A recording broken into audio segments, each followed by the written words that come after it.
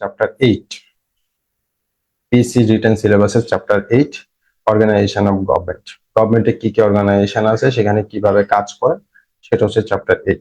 এটাও খুব গুরুত্বপূর্ণ অংশ, কারণ এখান থেকে ভাইভাতে প্রচুর প্রশ্ন আসে, রিটেনে 1-2টা প্রশ্ন আসে। এখানে 3টা অর্গানাইজেশন আছে আলাদা, লেজিসলেচার, এক্সিকিউটিভ এন্ড হচ্ছে জুডিশিয়ারি, সেগুলো থেকে আলাদা আলাদা প্রশ্ন আসে। এর আগে যে প্রশ্নগুলো আসছে সেগুলো কিন্তু সংবিধান থেকে আসছে, কিন্তু অর্গানাইজেশন বেসড আসে, অর্থাৎ কোন অর্গানাইজেশন থেকে কি প্রশ্ন আসবে। যেমন ধরো 36 আসে সাংবিধানিক পদ বলতে কি বুঝো, 5টি সাংবিধানিক পদের নাম লিখো, এটা হচ্ছে লেজিসলেচারের প্রশ্ন। এরপরে দেখো স্থানীয় সরকার কাঠামো তুলে ধরো। স্থানীয় সরকার কাঠামো, স্থানীয় স্বায়ত্তশাসিত সরকার কাঠামো, স্থানীয় সরকার এবং স্বায়ত্তশাসিত সরকারের মধ্যে পার্থক্য কি, স্বায়ত্তশাসিত সরকারে কি কি ক্ষমতাবলী আছে, সেটা স্থানীয় সরকারে কেন নাই, স্থানীয় সরকারকে কিভাবে সরকার বাজেট দেয়, স্থানীয় স্বায়ত্তশাসিত সরকার সেই বাজেট কিভাবে নিজে অর্জন করে এবং কিভাবে নিজে খরচ করে, এগুলো হচ্ছে রিটেন এবং ভাইবার প্রশ্ন। এবং বিসিএস এ প্রিলিতে প্রশ্ন আসলে শুধু এতটুকু আসে যে স্থানীয় সরকার সংবিধানের কোন অনুচ্ছেদ আছে, 59 নম্বর অনুচ্ছেদ, বড় জোর এতটুকু প্রশ্ন আসে। আর 2-1টা জায়গায় হয়তো একটু ডিপে ঢুকলে এবার ঢুকতে পারে যে স্থানীয় স্বায়ত্তশাসিত সরকার নিম্নে কোনটি, স্থানীয় স্বায়ত্তশাসিত সরকার, এরকম ডিপে ঢুকতে পারে। এর বেশি প্রিলি আসলে ডিপে ঢুকে না। কিন্তু রিটেনে স্থানীয় সরকার এবং স্থানীয় স্বায়ত্তশাসিত সরকার নিয়ে ডিটেলে প্রশ্ন আসে, এবং ভাইভাতে এটা খুব করে প্রশ্ন করে, এবং আমাদের প্রার্থীরা এটা কেন পারেন না আমি বুঝি না। খুব সিম্পল আইডিয়া।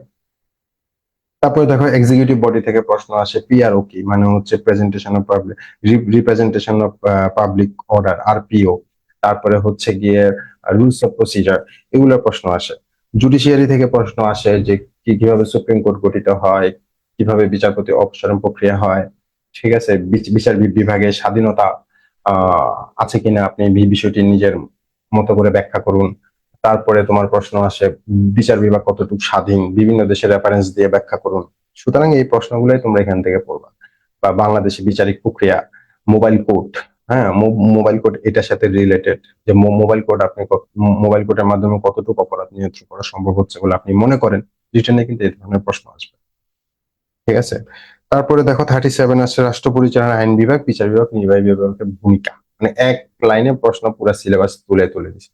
রাষ্ট্র পরিচালনা, আইন বিভাগ, বিচার বিভাগ, নির্বাহী বিভাগের ভূমিকা। সুতরাং তোমাকে বিভাগ জানতে হবে, সেসব বিভাগের আন্ডারে, যেমন ধরো বিচার বিভাগের আন্ডারে সুপ্রিম কোর্ট, হাইকোর্ট, আইন বিভাগের আন্ডারে আমাদের সংসদ, এরপরে হচ্ছে নির্বাহী বিভাগের আন্ডারে হচ্ছে গিয়ে মন্ত্রণালয় আছে, মন্ত্রণালয়ের পাশাপাশি হচ্ছে প্রধানমন্ত্রী কার্যালয় আছে, রাষ্ট্রপতি কার্যালয় আছে, সেখান থেকে হচ্ছে গিয়ে জেলা পর্যায়ে, উপজেলা পর্যায়ে, মাঠ পর্যায়ে আমাদের ইউনিট গুলো আছে, পরিদপ্তর আছে, অধিদপ্তর আছে, এই সবগুলা কিন্তু নির্বাহী বিভাগের আন্ডারে হবে।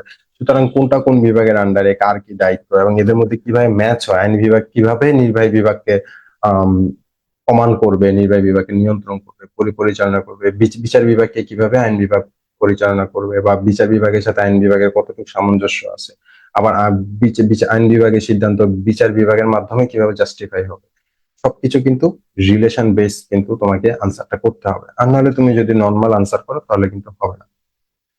তো এই চ্যাপ্টারটা ছোট আছে, এই চ্যাপ্টার থেকে প্রশ্নও কম আছে। যা যা প্রশ্ন আছে আমি বলে দিলাম, এই প্রশ্নগুলাই তোমরা শিখো, এর বাইরে আসলে প্রশ্ন শেখার দরকার নাই।